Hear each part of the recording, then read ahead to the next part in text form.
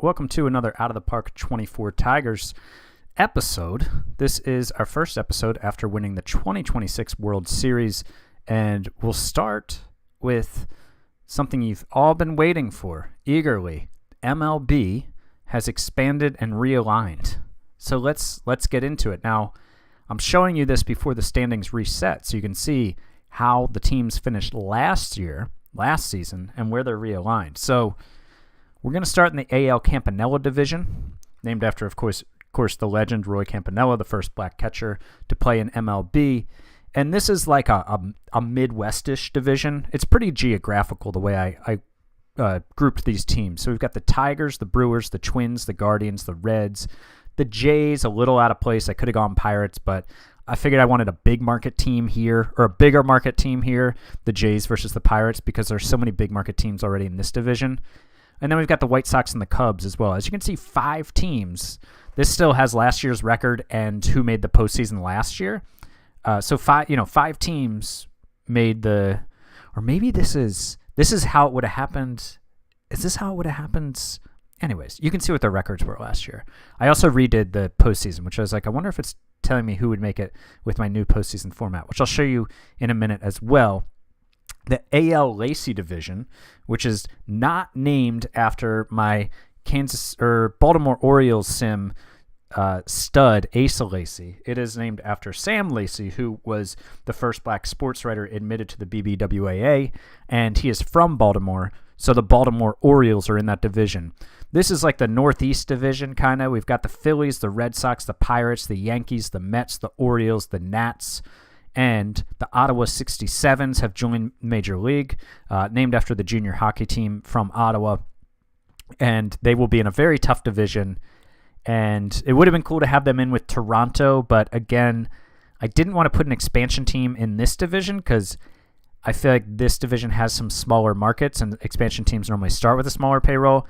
So I prioritized having the Jays in the division that gives another big market team in this division over having them in a division with the 67s.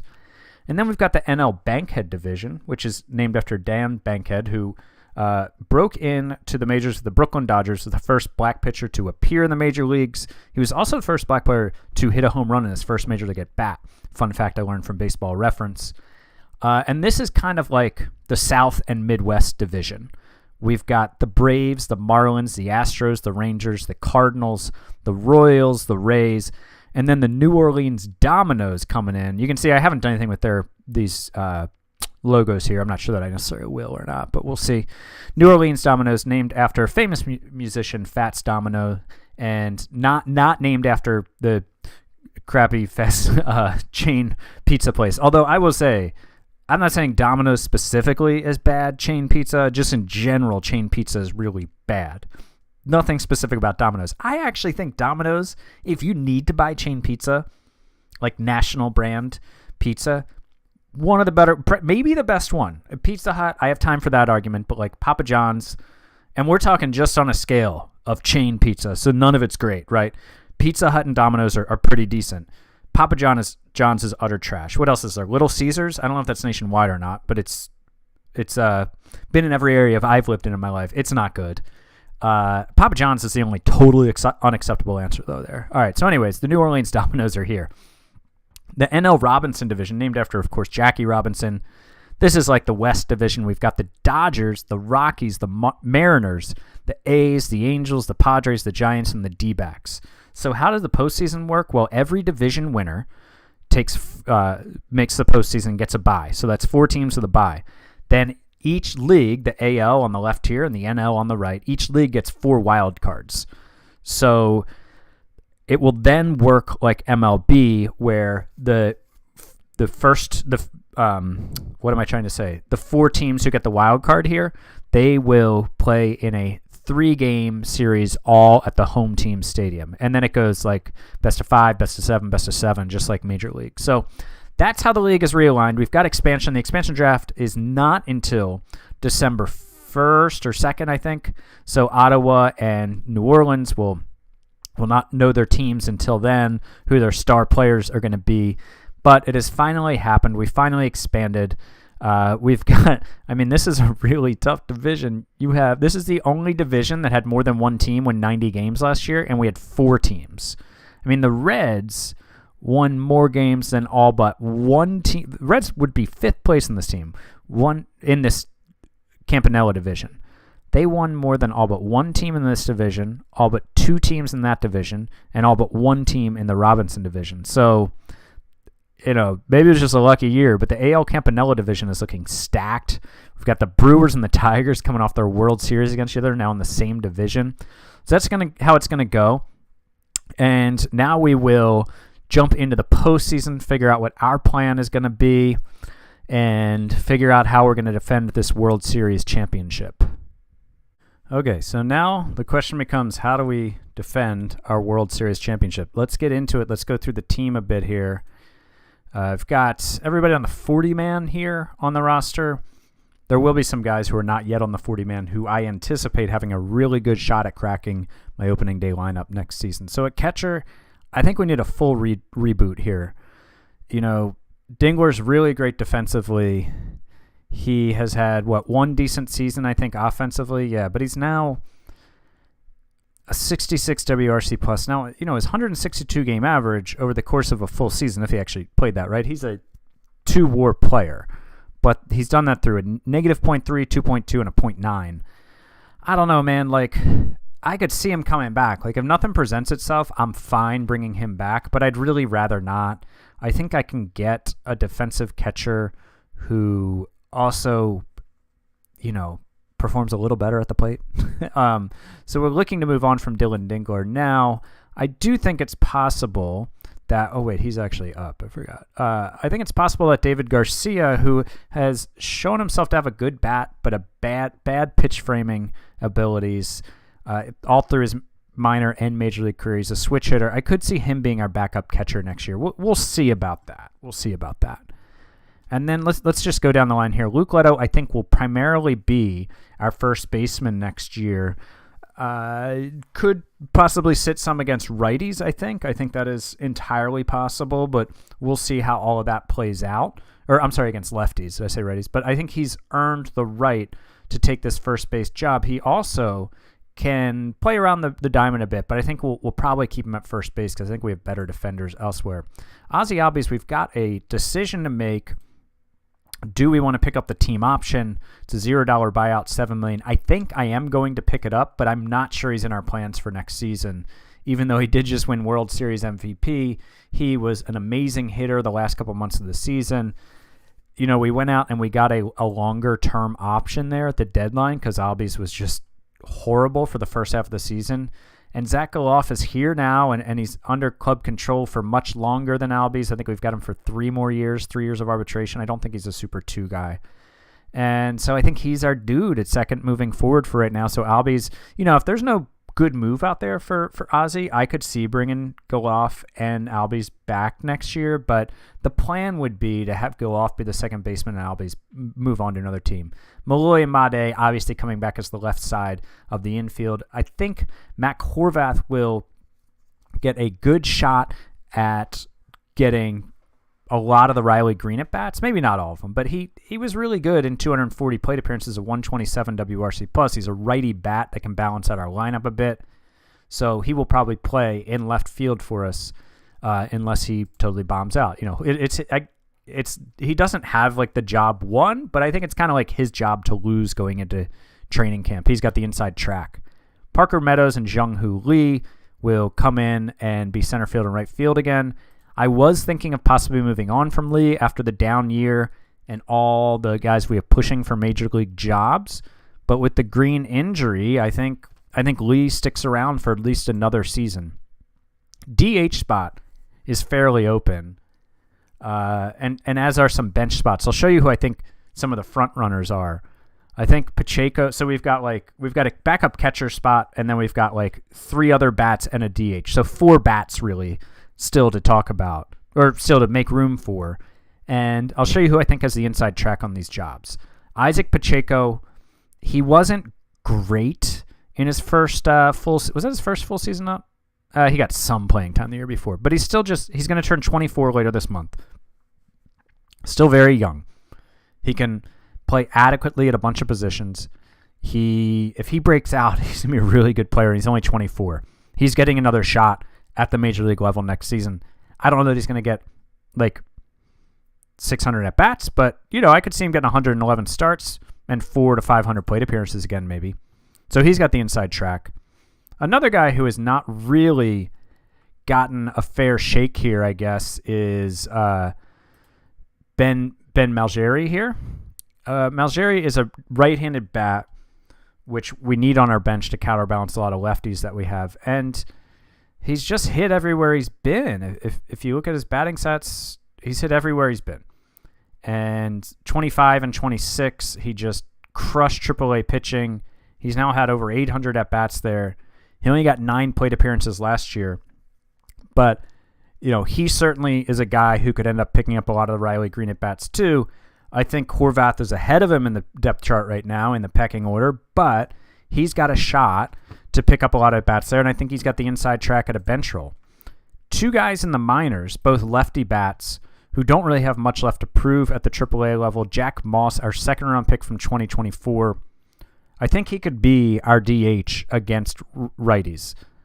He put up 3.5 WAR and a 135 WRC plus in AAA last year. He spent some of the year before in AAA too. He's got like over 1,000 at-bats in AAA now. So it's time to call him up at the age of 25, and it's his job to lose. He's got a job that he's penciled in for coming out of spring training, but we'll see how he does. I think the other guy is another draft pick, 2023 round 4, Jack Hurley. He's 24 now. He's spent like a full year at every level. Like he crushed it at high A, double A, triple A. He's hit everywhere he's been. So if you consider we've got Moss, Pacheco, Malgeri, and Hurley for like the DH and then the 3 bench slots. 3 of those 4 guys are lefties. I don't love that, but they've got the inside track. But we've got 2 guys coming who are righties. Tommy DeLandry, who the K's still worry you, but he's a righty bat, 16th round pick in 2023. He won Double-A Player of the Year. You can see he put up 6.3 WAR and 176 WRC plus before he went to Triple-A at the end of the year and hit well there in 98 plate appearances. The other guy, of course, is Miguel Blaze, who we got from the Red Sox way back in 2023, and he finished second in Player of the Year voting in Double-A last year with a 133 WRC plus and 5 WAR. And then he went to AAA, had 105 plate appearances, but a 159 WRC plus. So both those guys are right there on the cusp. I think they're on the outside looking in because they have less AAA experience, but those are the next guys on the depth chart. We've got a bunch of other guys who are still on the 40-man who will be depth. Mason Auer, I think we could lose a guy like him in the expansion draft. I think he's a good get for an expansion team. He was like a really good player in 2025 and then faltered last year, and he's just been passed by a bunch of guys on our depth chart. Now, I think he will battle if he doesn't get picked in the expansion draft, and I haven't made my list yet, so it's just kind of guesswork. I think he could battle with like Malgeri and Hurley and Moss and Pacheco for that last bench spot, but I don't know. I just kind of soured on him after this last year, but he's still got a chance to be a good player. Ornelas and Westberg will be AAA depth. Edmonds a free agent. Pellegrin, he's still got an option year left, so he could get taken in the draft too. He could be AAA depth. He's just crushed AAA. Whenever he's in AAA, he just crushes it, but he's now had 241 plate appearances in the majors across 2 seasons and put up a 69 OPS plus. Just not nice enough, So that's kind of the end of the bats. The pitching side of things, we have an option year on Sandy Alcantara. It's for $21 million. We're going to pick it up. I might engage in some trade talks. He's a free agent after the year. I would say if we could package Sandy and a prospect for a starting pitcher with more years of team control who could also pitch towards the top of a rotation, we'll consider it. I'm not looking to get rid of him, but his strikeout numbers were way down last year. He still had a good season, but I think we could possibly look to move on from him since he only got 1 year left. Chase Dolander, stud. That's all that needs to be said. We might be in the market for a number 3 starter. We'll see. Jackson Jobe it's really a luxury to have him in your number 4 slot. So if we can't get somebody in the number 3 spot, that fits the bill in terms of price and term and ability, all that, then we're fine bumping him up to the 3 slot. And Ryan Wentz, I anticipate him getting a crack at the opening day rotation. He's 24. He pitched 89 innings in our bullpen last year, our 19th round pick from 2024. The other guy who'll be in the mix is Zach Thompson, who did make 29 starts for us this year, and he was fine.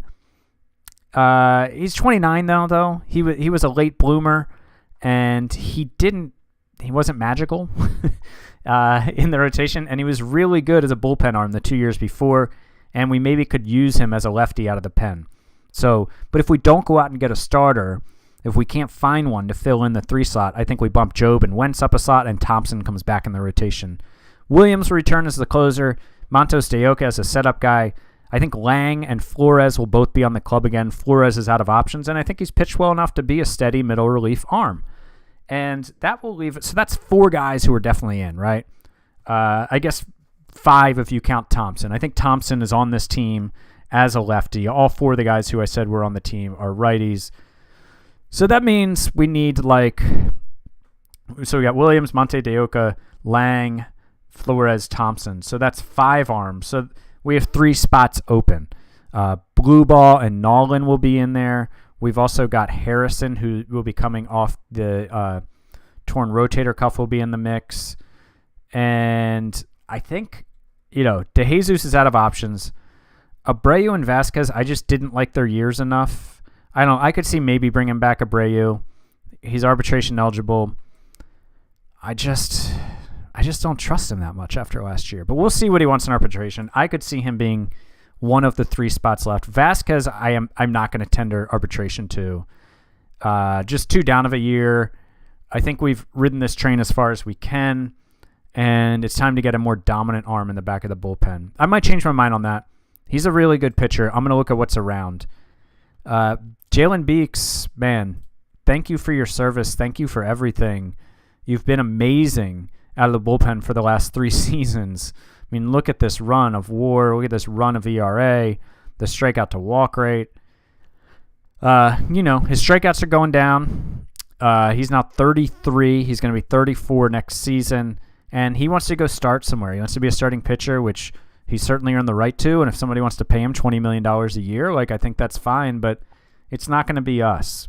But it was a great acquisition for us. Free agent signing in 2023. I think we signed him to a 1-year deal, I believe. Is that right? Yeah, 1 year, $1.86 million deal. We then signed him to a 2-year, $5 million extension. He finished second in AL reliever of the year voting in 2024, second in 2025. He's one of the best relievers in baseball, but now wants to go start and be paid like a starter. And that's fine, but it's not going to be from us. Robbie Ray, I don't think so. I don't think we need to bring him back as the guy in the 3-hole there at 35, a 4-year deal. Now, if he's out there and nothing else is doing in starters and he wants around this salary for 1 or 2 years, then we can talk, Robbie. So what are we looking for? I think we're looking for probably two bullpen arms, a lefty setup guy, and then a lefty middle reliever, which makes it possible that we'll fall back on Andrew Vasquez to be the middle reliever guy out of that. I think we're looking for a number 3 starter, and we're looking for 2 catchers, maybe only 1.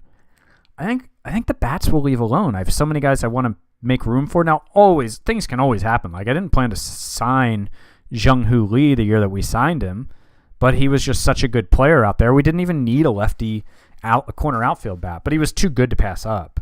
So there could be guys that are out there that are too good to pass up. You just don't know what's going to happen. But that's that is our plan going into the off season. And so let's jump into it. We got free agency, arbitration, and expansion draft ahead of us. So we are going to get busy and get to work defending our World Series championship. So as I've started poking around at different moves I could make, I think my plans changed a little bit. For one, I think I will keep Dingler around for 1 more season. This row here, 2026, is the season we just finished, so we're about to jump forward to this. So this is his salary for next season. He's going to be a league minimum guy again. And he's really not a bad player. Like, I mean, he brings value even when he's terrible at the plate. Now, his contact did drop again. His scouting on his contact is at a 35 now. And, yeah, I mean, my scout overall thinks he's an above-average ball player, blah, blah, blah, which if you factor in his catching ability, maybe so, but WAR doesn't necessarily support that argument. But I think I'm going to keep him around, and I don't know what I'm going to do for my second catcher position. I do have that dude, that other dude, David Garcia, that's his name, who's a switch hitter, and I do like him. You know what I mean? Maybe that's the ticket, like have a switch hitting bat first guy to back up Dingler, who is a righty bat and is defense first. So I think that's a fine plan B, but I'm going to be open to trading or signing a different catcher and not just like the backup veteran captain that I've been doing for most of this sim. I think like an actual dude who would provide value on top of Dingler. It might even steal a good chunk of playing time from Dingler. But I think Dingler and Garcia are a decent plan for us if nothing else comes to fruition, as the kids like to say. And after that, I think I might actually keep Ozzy Albies. He really turned it around in the second half. And so I know I was talking about, like, I thought, Moss would get first shot at DH, and then Pacheco, Malgery, and Hurley would be my bench.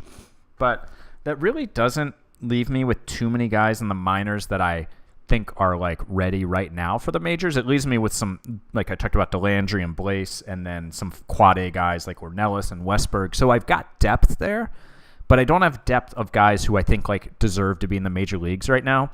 And sometimes, like, as annoying as it can be to keep prospects in the minors longer than you want when you think they're ready, because prospects are really fun to call up and have play. I think the team is stronger if you have a couple of those guys on your 40-man or just in AAA that, like, if you have an injury or a down or, some weak performances, that you have some guys who you're really confident to bring up and excited to bring up. So I think in that vein, I might keep Albies around. Thought process was started by the fact that there's not much trade value out there for him. And he was not a bad player last year, and he was a World Series MVP. So Albies would probably bump like Hurley back down to like being slotted for AAA next year, which is fine. He played there a full season. He's 24. He'll be 25 in March, but like he'll get a shot next year. Like somebody's going to get hurt. Somebody's going to have a bad year. That's still assuming like Moss will be on the roster, who has no major league playing time.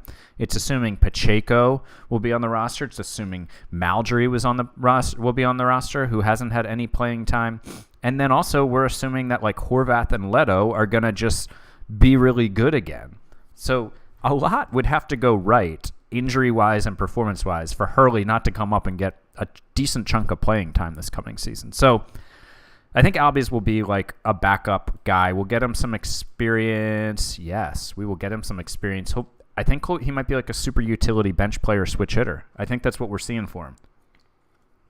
And in a team with so much youth, like Leto and Horvath and who's going to be – Goloff will be at second. What's his name will be at DH. Moss will be at DH. Like, he's going to get playing time. Some guys are going to go through cold streaks. He's going to play plenty.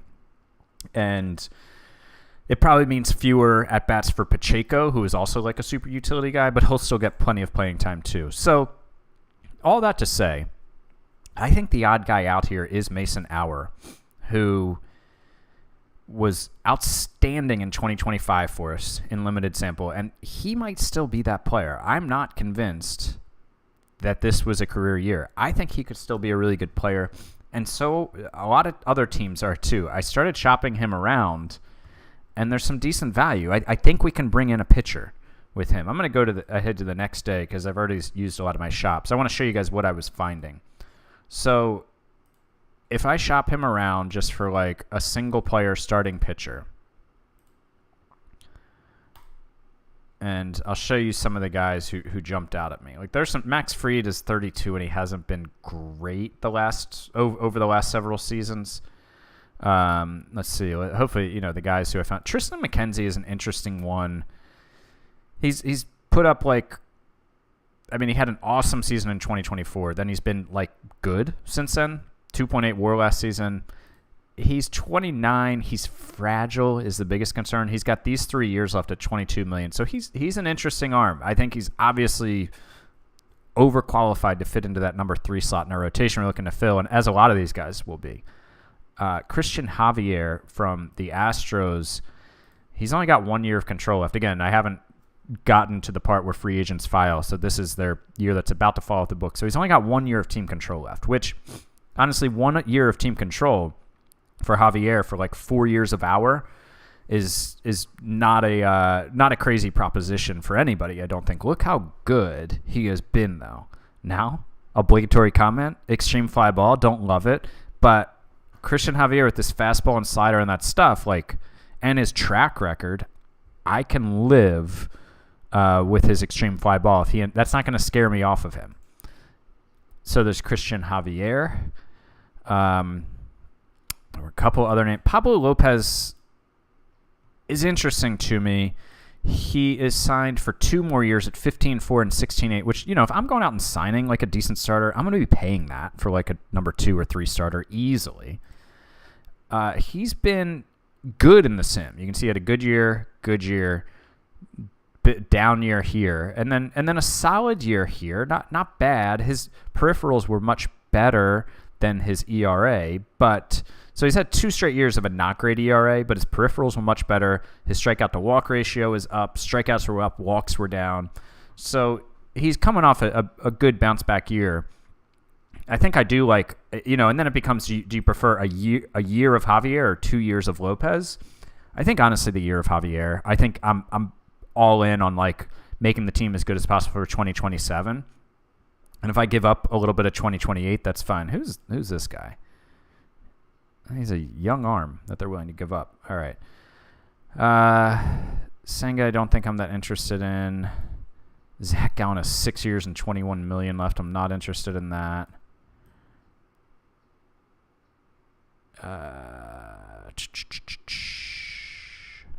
There was... Where are the Dodgers? Did I skip past them on accident?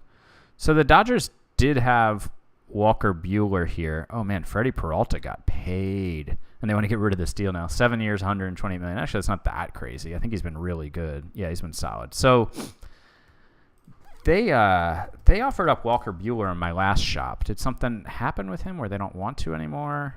No, so he's got 1 year, $20 million left. Now, you might recall, I think I showed this in an earlier episode. Maybe you don't recall. He missed all of 2023, and because of setbacks, hardly pitched in 2024. He basically missed 2 straight seasons.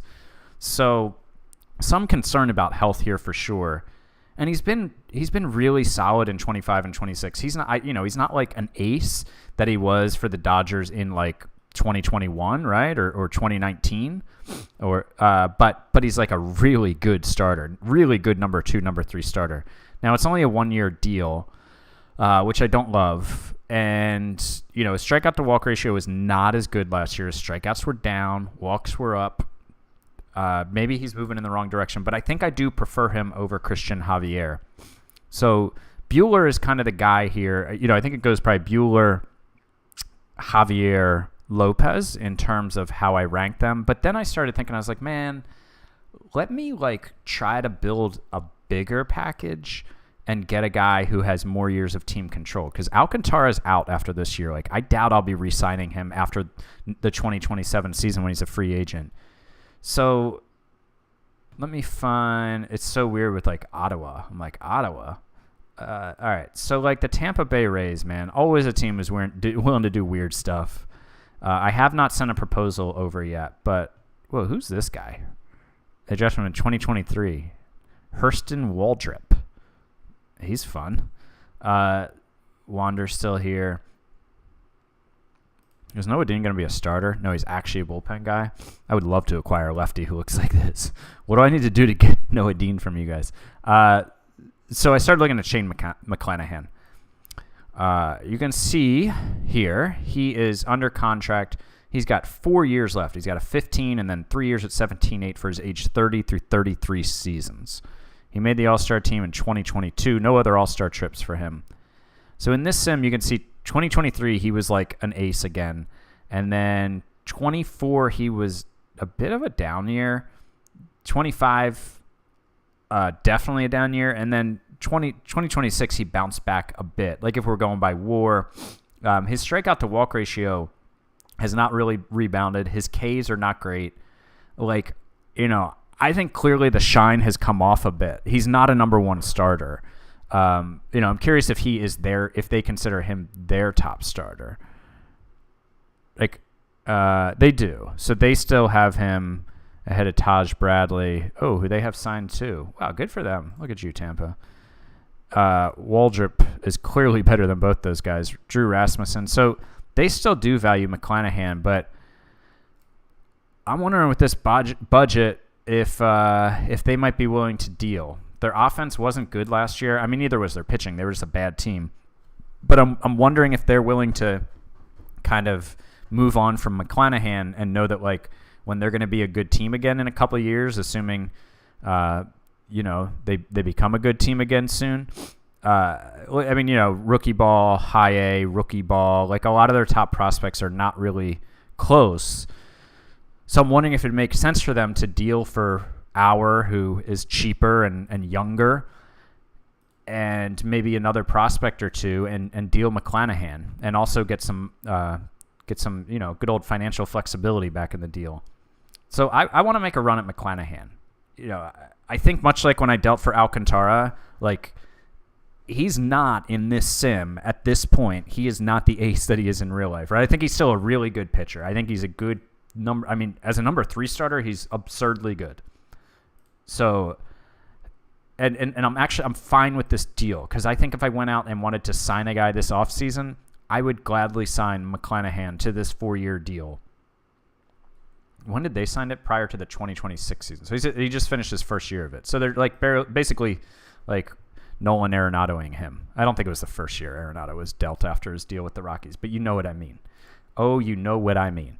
So then we can go and we can put Mason Auer in. And this is the thing about the hard trade mode. Like, I have no idea what they think of this offer. My GM doesn't think it's a good or a bad deal. I am wondering if I can be like, can you also retain just like a couple million a year, just to be friends. So maybe they've totally soured on McClanahan. They're basically like, he's overpaid. His couple of prime years he has left does not line up with our winning window. We need to get rid of him. So I think I'm just going to send this offer over and see what they say. I would think they'll say, yeah, okay. They said no way. So they want either Made or Garza, who is the number 81 prospect in baseball. Now, this is the dude who was promoted from international free agents from the complex when he was 16, and he actually held his own in rookie ball this year, which is, oh, wow. And he did it. So he ended up with a 5.15 ERA, but it was 4.34 going into the last start, and he gave up 6 runs in a third of an inning. That's rough. So, I'm not going to give either of those guys up. But what if we go back and we say, all right, fine. Just kidding. We don't want you to take on any money. And you know what else? We're going to give you another prospect, Tampa. We're going to put somebody else in the deal. Now, who is that player?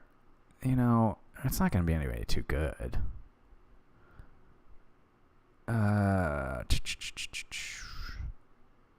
So a scan here. And why would they want him? Who's this guy?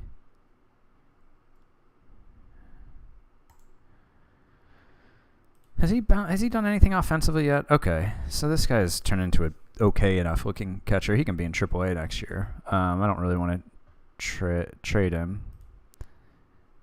Caleb Ketchup is the guy we got from the Braves back. Was that with Albies? Yeah. Did Torque ever rebound last year? No, Torque was terrible. Are they going to offer him arbitration, you think? Oh, they already signed him to a 1-year, $4 million deal. You guys are...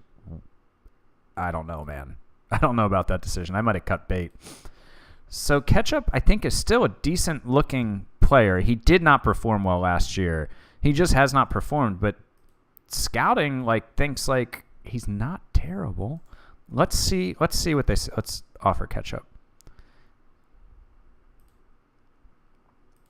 Okay, so we submitted the offer. We're going to go forward today and see what they say. See if it's even. Oh, they said almost. Man, this is not almost territory. This is a bunch of dudes there's no way I'm giving up. Not giving up Wentz. Garza, we already talked about. I'm not giving up Zach Thompson, but I'm not totally opposed to giving up Zach Thompson. Made, no. This guy, man, everybody wants this dude that I got from Pittsburgh. How did I get him again? Oh, right, the trade for Arias, who's actually gone on and been their starting shortstop. And I realized, like, when I criticized the trade, which I still think it was worth criticizing, they were in a pennant race and they had a terrible starting shortstop. So it made some sense for them to make that deal. But I don't know, man. This feels like a lot, Tampa.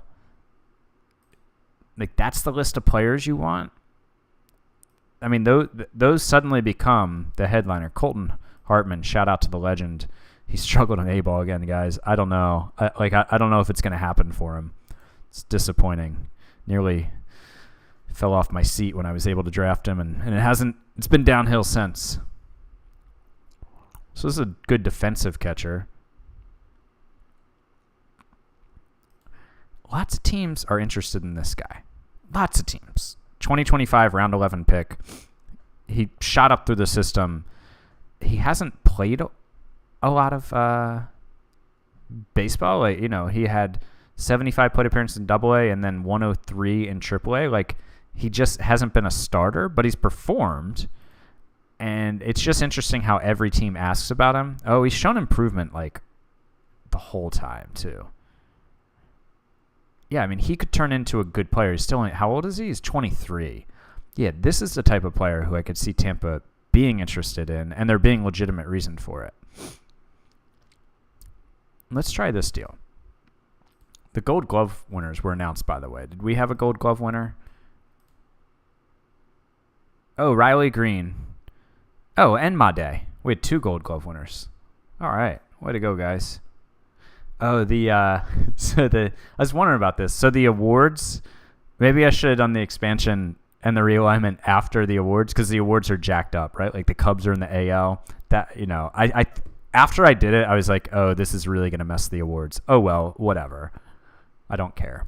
All right. So they said almost again. They're coming back with like the same list of players. It's annoying. I don't know if this is going to happen, man. Like, I'm not dealing any of these guys. I'm not saying they're crazy for asking it, but I think I can accomplish my goal of bringing in a pitcher without giving up a package this good. And I think I can probably get a pitcher comparable to McClanahan. Now, I probably won't get 4 years of that pitcher like I'm getting with old Shane here, but yeah, that's annoying. I really wanted to make a run at McClanahan, but I don't know if it's happening now. So I'll mess around a bit more. Let's look at some of the trade process here, though. We'll see if I'm able to work out a deal with somebody else, or maybe come back to Tampa here and work out something that we're happier with. But yeah, I'm not making the trade as they're asking for it now. No, thank you. All right, so I went swimming in the deep end and came across an offer that I might end up having to take here. So I went to the Guardians, Daniel Espino, who, I mean, just stud, all around stud. OSA not quite as high maybe as my scout, although they think his slider's better. They think his pitches are better, but maybe don't think his movement is as good. But they think his control's a little better. He's a leader. Anyways, he's had 2 really good seasons, the last 2 seasons. Led the league in starts. This year he led the league in FIP minus and ERA. Now his strikeouts were down and his walks were up. And his BABIP was down and his home runs were per 9 were down. So if his home runs and his BABIP regress, come back in line kind of, if his home runs per 9 double and his BABIP goes back up to a 2.8, between 2.80 and 335, and then strikeouts and walks stay the same, we're going to be in trouble. You can see, his Sierra, because of that home run rate, was much higher this year, 2.54 versus 3.35, 25 and 26, comparing the years. Now, stamina only at 45. I think that's fine. He just entered his first year of arbitration and has already agreed to a $6.5 million deal. This dude is not a dude who would really be available most of the time. So, of course, this offer is a really good offer. I offered Mason Hour, who, I think is a year removed from being, in his age 24 season like an all-star caliber player. So he's basically Espino. He's in Espino's age range, and he had kind of like one elite-ish. No, it's not elite, but one all-star season and then regressed, whereas Espino has put up 2 all-star level seasons. And then I knew I was going to have to bring the heat to not get laughed out of the building. So I offered Edgar Granado, who I signed in January of 2024 for $1.7 million out of the DR, and he played all of last season in rookie ball, and he played really well. He's just turned 19 in August. I mean, this is a super legit prospect. I mean, is he going to be in Florida State League? Yeah, I mean, he'll probably play in A-ball next year, but he's still just 19. He just turned 19. He has a 60 outfield range, so he's left and right field there. He's got a 60 infield range, so I think he's a second baseman there. But, I mean, this guy could become a star or more for the the Guardians. But he's 19 years old, so there's a lot that could go right, a lot that could go wrong here. He has shown mostly improvement since I signed him. Now, his contact potential has gone down a bit. His defense potential, I guess, has gone down a bit. His overall is around the same. It was a 60 when I signed him. It's a 55 now. He's kind of fluctuated a bit. It would be those 2 guys. Plus, I don't really want to give up DeLandry. I'm not giving up Goff. I'm not giving up Leto. I don't really want to give up Thompson. But Pellegrin, I can see why they're interested in this guy. Pellegrin looks like he could be a star. Scouting says this guy could be a star player. Now, OSA scouting isn't as high as my scouting. But, man, if they're as high as me or even higher on Pellegrin or whatever else they're high on, like, I can see that they see, like, I can see them saying, like, Mason Hour is an all-star player, Pellegrin is an all-star player, and then we're getting back a really good prospect. Now, I don't think they should be looking to trade Daniel Espino, but if they are, I don't think it's a laughable package. Like, if you accept the fact that he's being traded, which I don't think he would be, I don't think it's a laughable package. And so I'm willing to put Pellegrin in this deal, but really what I'm curious about now is what pitcher could I get? If I shopped Auer and Granado together, I'm just curious. Let's get so we got Auer there. Granado, here he is. I'm just curious, like, what starting pitchers would be offered up to me? And I don't think it's going to be anyone near Espino, because when you shop, like, you're not getting the team's best offer. Connor Phillips is a young pitcher who is not Daniel Espino.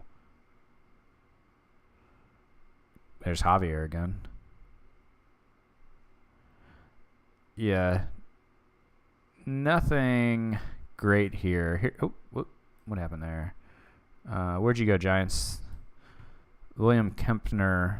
Oh, that control could be an issue. But a decent-looking young arm there throws 100 miles an hour side armor. Jeez. So what if we take Granado out and we put in Pellegrin? Maybe there's somebody who's really in on him. Who's this guy? He keeps popping up. Just curious. Just looking basically for green ink at this point. Oh, there's Espino. So, okay. So they're really high on Auer and Pellegrin. Wow. Could I get it without giving up the 19-year-old? I'd be way more in on this. I mean, I would do it either way. But I wasn't expecting Espino to pop up here. Espino, by the way, when I'm filming this, you guys are going to watch this for a long time because I'm filming way ahead. When I'm filming this, he's I think the 4th prospect in the Guardian system, and he's like a top 50 or 60 prospect according to MLB Pipeline. So yeah, they're just one, really willing to trade Espino, and 2, really interested in these 2 guys because he's the best pitcher popping up here. So I think when I submit it, he'll come back and say, I need X, Y, or Z dude, and I think it'll be a worse player than Granado. That's what I'm banking on here. So let's go ahead. Oh, Riley Green, by the way, won Silver Slugger for the AL. almost. So, yeah. See, oh, wow. So by shopping and not expecting to get Espino to pop up, but by shopping, I've now made this package even more attractive to me, not to them. I'm going to give them like the best player here as a consolation prize. Oh, you're 26. You're not the best player. You're who I'd like to give up. But I'm going to police myself a little bit here. Here's a 17th round pick from 2025. It doesn't look terrible if he gets to his ceiling. Yeah, I think this is probably the best looking player here. I'm going to give him Mason Brassfield out of respect. But I honestly think they could be getting two players who could put together a couple all-star level seasons for them. Now I'm getting back a guy who could win Cy Young awards. I'm winning this trade, don't get me wrong. But, yeah. Is it cheesy to not do that other offer? I didn't do that. I didn't shop them around with the intent of giving up less for Espino. I just wanted to see if there were other pitchers at his level.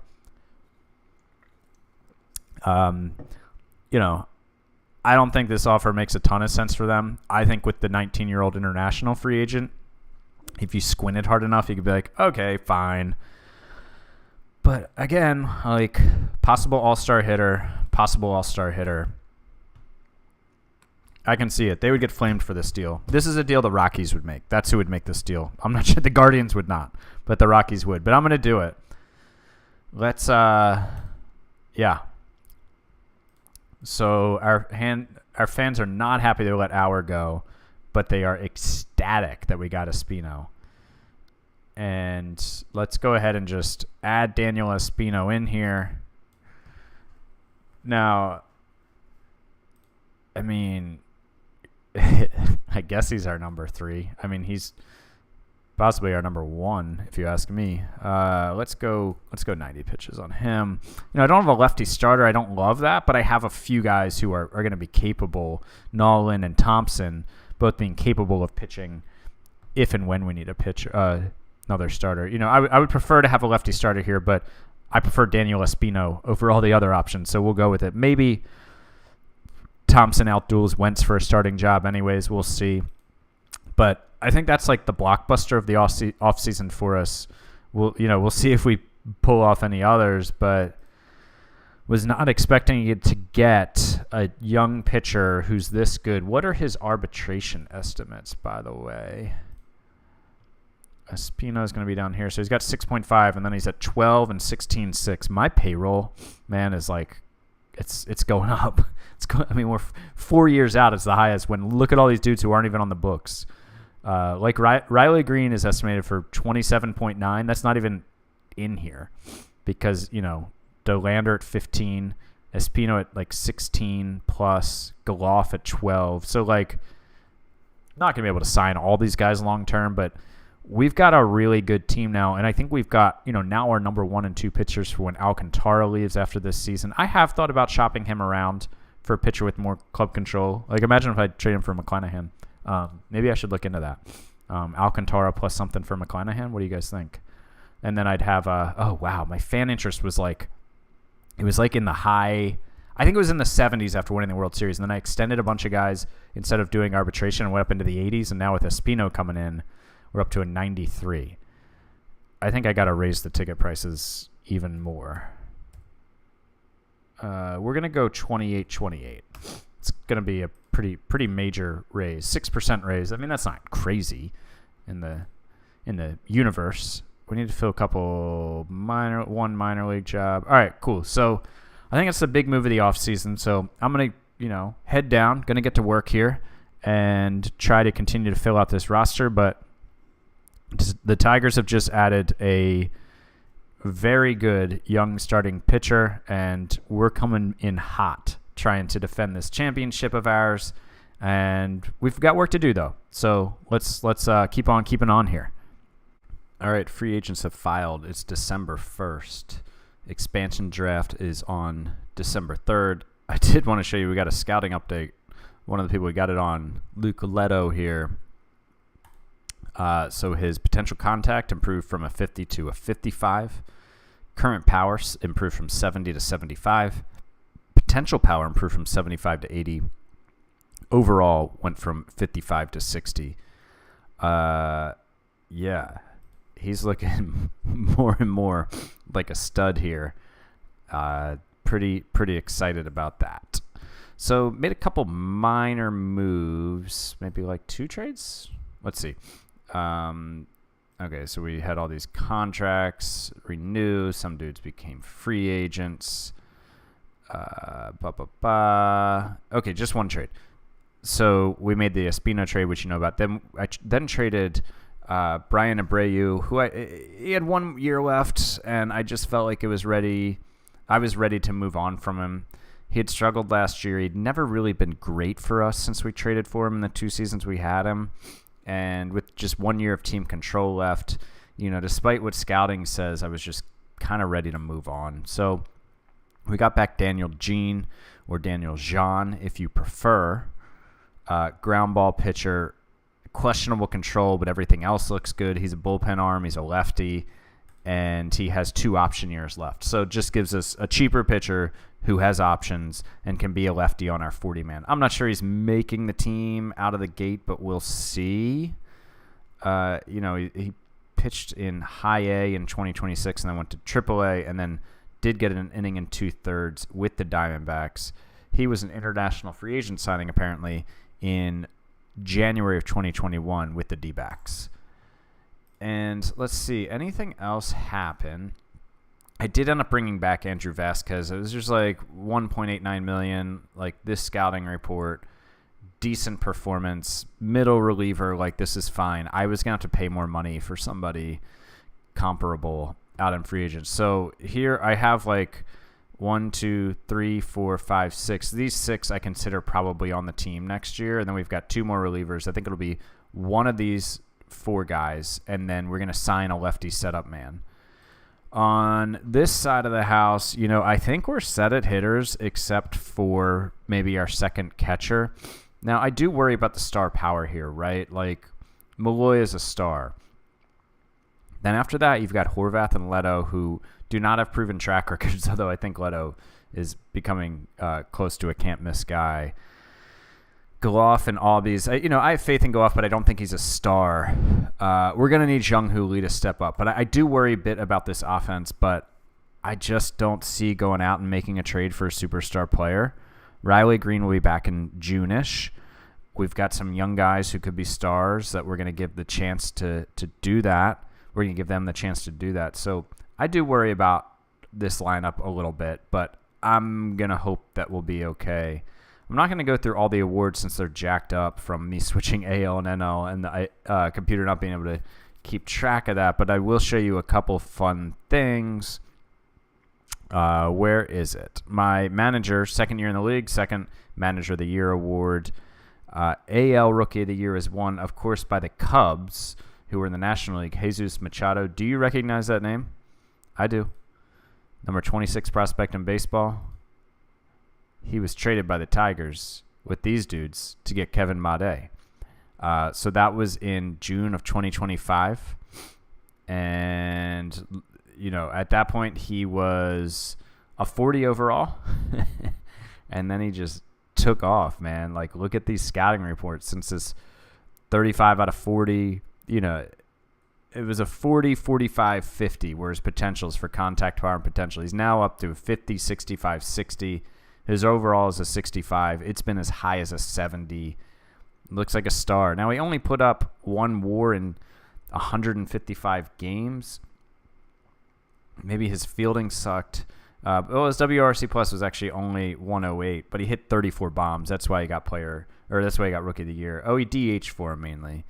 Yeah, if you have a 108 WRC plus a DH, you gotta do more than that. But looking like a star for them, so good for him.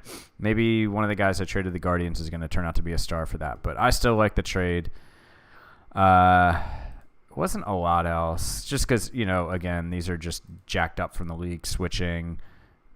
Luke Leto did finish 2nd, by the way, in MVP voting, Rookie of the Year voting. Not even close in MVP. Here's the jacked up MVP voting, just so you can see who kind of like the best players are. Ezekiel Tovar won I can't get it right. Won MVP with his 7.8 WAR. in Colorado. Bregman and Riley also up there. Braden Taylor, Gunnar Henderson, Rafael Devers. What was the Red Sox, just mashed. Yeah, I remember the Red Sox. Taylor, Henderson, Devers. Riley Green is 4th place in vote. Justin Henry and Malloy was 6th place. Jeez, look, the Red Sox had Cassis and what's his name? Reynolds here. Anybody else from the Red Sox want to get in? Yep, Trevor Story does.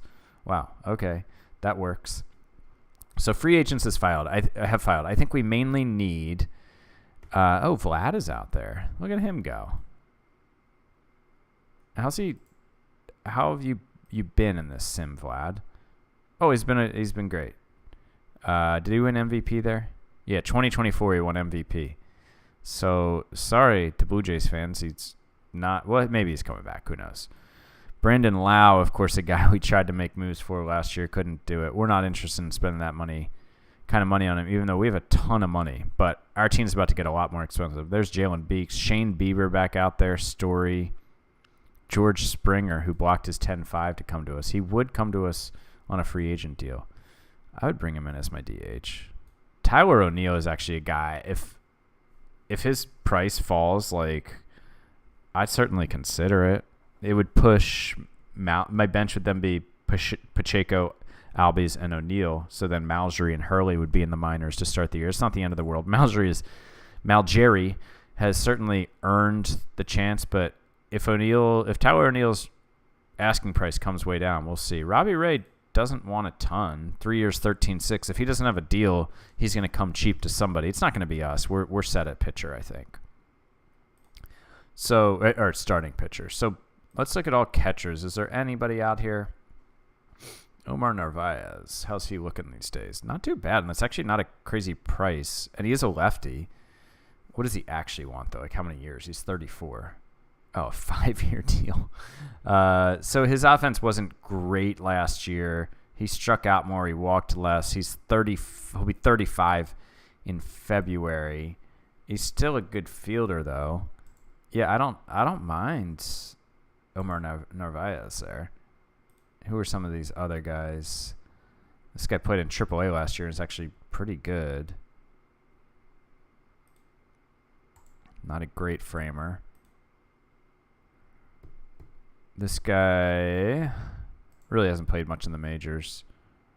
So you got a lot of guys who just don't have a lot of major league experience here. Not a lot of major league quality catchers.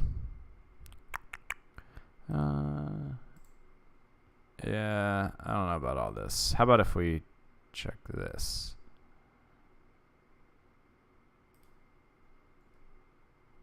Oh, wait, what? Are those? Oh, so in terms of major league, these are the only catchers out here who had major. Oh no, the other guys are negative. Got it. There are a bunch of guys who had negative. Oh, not a bunch actually. Austin Nola is here. He only wants 1.9. He's basically like the type of guy that I've brought in the last couple of years. I was kind of trying to get away from that, but honestly, there's really not a lot out here. I mean, I guess I could try to make a trade, but yeah, I'm not really feeling all that inspired. I mean, Omar Narvaez, there's no way he gets 5 years, right? I would sign him to a 1-year deal for that price. We have plenty of money to spend. I would give him a 1-year deal, but I doubt he's going to do it. We'll check. Let's just see what he says. If we do 1 year, and let's go at 8. You want to be in the starting lineup, dude. That's going to really disappoint you. So we got him down to 3 years. Let's try him at 8.5. Bro. Again, I'm fine paying this money because I have a bunch of money. I just don't think... Oh, yeah, he's mad now. Never mind. All right, forget you, dude. Come back to me when nobody gives you an offer, and we can talk. So let's go to the relievers now. Let's just sort by default first.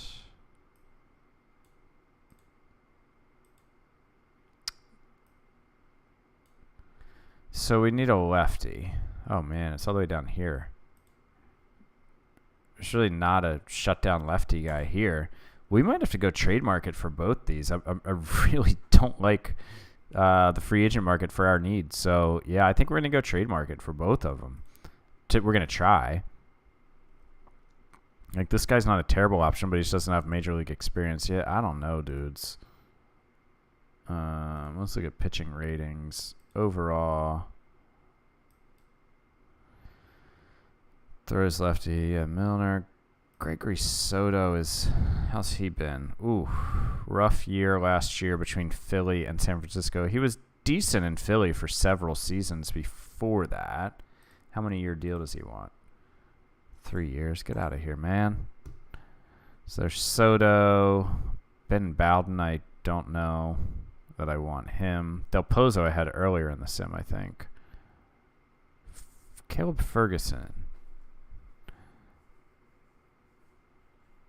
He's not a bad option. Oops. He hasn't really been great, but he's been pretty good the last 2 seasons. His strikeout to walk rate is good. Really, the last 3. I think Ferguson's a decent fallback, but I just don't feel great about him with this my setup. I want to go out and get like a freaking stud. All right, I'll go out and try to make some trades here, and we'll see what the expansion draft brings too. We've reached the end of the offseason. The preseason has begun. It's January 26, 2027. We've brought in Joey Bart. We got him from the Giants. He's got 1 year left, $9.5 million. He's been a decent player in this sim. His bat has been like above or around league average 3 out of the 4 years. I mean, 89 might be a stretch to say that. Last year, he was not as good. And, you know, his walks were up. His strikeouts were fine, too. It looks like he hit for less power in terms of his slug. His BABIP was low-ish, but not super low. He's been a good pitch framer in 3 out of the 4 seasons that he's caught here. So it's a pretty low-risk deal. 1 year, $9.5 million left. He's also a captain. He's got a lot of good personality traits. Figure he's a decent complement to Dingler. I would have preferred him to be a left-handed or switch hitter, but there just wasn't a lot out there for us to bring in and help Dylan Dingler in the catcher situation. So I feel like we've got 2 guys who are fine now, and they'll split duties, and if one of them gets hot, they'll take the job. But we traded... Jacob Schultz was a pitcher that we drafted in the 13th round in 2023. And he pitched fine in rookie ball in 2025, but he really hasn't pitched well anywhere. But he doesn't look like a terrible pitcher. I mean, the low work ethic, OSA is a little higher on him than me. This is if he takes a step, I stopped myself there from saying this is a guy. If he takes a step forward, he might be a decent option for you in the major leagues, maybe like in your bullpen or back in your rotation, but probably not. But, they're giving up like 1 year of a league average player. They weren't going to get a lot back for Joey Bart here. And the other dude we throw in was Frank Moreno, who they since released, I guess. I sent them the first just Schultz for Bart, and they said, no, we need Moreno because we've got to get him in here so we can release him immediately. I'm sorry. They rostered him for over a month. So perhaps he had to bump up to the next level because of his age or service time, and they decided it wasn't worth their while. I should just re-sign him now. So we got Joey Bart, and then we also went out and signed Hobie Milner, left-handed reliever. Not like a stud, not an ace of your bullpen. They're just, left-handed pitching, relief pitching is hard to come by, and there wasn't a lot out there. And I went with Milner just to add depth on our left-hand side of our bullpen. Hobie on the team. I'm not sure who my lefty setup guy will be. It might be Vasquez. It might be Thompson, honestly. Or Milner, one of them. We also claimed Carson Wissenhunt. It was a pretty high draft pick of the Giants in recent years. Okay, second round 2022. But he just hasn't really panned out. He hasn't even made the major leagues yet. He's 26. You can see he's never been brilliant anywhere. He's got a 5.03 ERA across 510 innings in the minor leagues. But again, just another lefty pitcher. He's got options. He's AAA depth because lefty pitching is hard to come by. So, those are the moves I've made over the last month or so, or whatever that last cut scene was. Let's look at some of the some of the fun off-season signings. We've still got plenty of guys out there. Robbie Ray, Edwin Diaz, Rizzo, Matt Boyd, of course. So we've got a bunch of like small deals, 2-3-year deals. And then Tim Anderson goes to Atlanta, 5 years, $109 million. Brandon Lau goes to the White Sox, comes into our division, 4 years, $101 million. Vlad returns to the Jays, 4 years, $125 million. So he hits the market and but tests the market, but then goes back to where he spent his entire career in Toronto. Shane Bieber, 6 years, $121 million to the Mets at the age of 31. Reynaldo Lopez, a small 3-year deal. Here's one. Jalen Beeks to the Red Sox, 5 years, $20.6 million per year for a total of $103 million. He will go be in their starting rotation. We wish him absolutely nothing but the best. Thank you for your service. Trevor Story to the Angels, 4 years, $85 million deal at the age of 34. What an Angels thing to do that is. George Springer goes to Boston, 3 years, $54 million.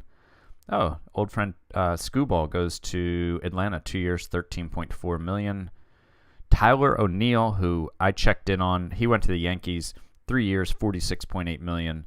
Jazz Chisholm to the Padres, 3 years, $34 million. Diaz to the D-backs. Framber Valdez to the Rays. Very Raysian signing there. Nick Pivetta to the Cubs on a 4-year deal worth $22.8 million. Man, normally if you're only making $5.7 per year, you're not getting a 4-year deal, but you do you, Nick Pivetta. Sandoval to the Mets and McNeil to the Rangers. Some interesting trades too. Let's get not trade block, trade log. Let's get right to the biggest one that I nearly fell out of my chair when I saw it. Where is it? Where are the Royals? I think it's on the left-hand column here. Oh wait, I'm way far down. Hold on. Here it is. Bobby Witt Jr. traded to the Pittsburgh Pirates for one player who is the 67th prospect in baseball. Now, when I first saw this, I was like, they got one player for Witt. I don't care how good of a prospect he is. And that is still my reaction. But he only has 1 year left on his deal. So they get 1 year of Bobby Witt. I guess the Royals were not able to lock him up long term.